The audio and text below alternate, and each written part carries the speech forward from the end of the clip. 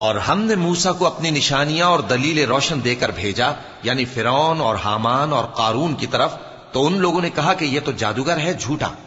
غرض جب وہ ان کے پاس ہماری طرف سے حق لے کر پہنچے تو وہ کہنے لگے کہ جو لوگ اس کے ساتھ اللہ پر ایمان لائے ہیں ان کے بیٹوں کو قتل کر دو اور بیٹیوں کو زندہ رہنے دو۔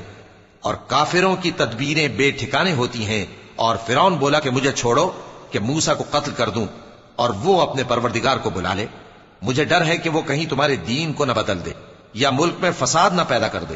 اور موسیٰ نے کہا کہ میں ہر متکبر سے جو حساب کے دن یعنی قیامت پر ایمان نہیں لاتا اپنے اور تمہارے پروردگار کی پناہ لے چکا ہوں۔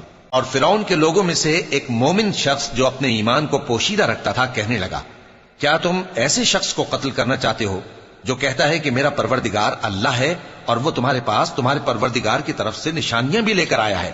اور اگر وہ جھوٹا ہوگا تو اس کے جھوٹ کا ضرر اسی کو ہوگا، اور اگر سچا ہوگا تو کوئی سا عذاب جس کا وہ تم سے وعدہ کرتا ہے تم پر واقع ہو کر رہے گا۔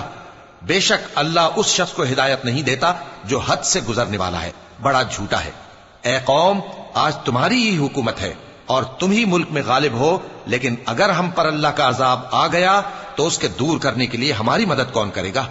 فرعون نے کہا کہ میں تمہیں وہی بات سجھاتا ہوں جو مجھے سوجھی ہے، اور وہی راہ بتاتا ہوں جس میں بھلائی ہے۔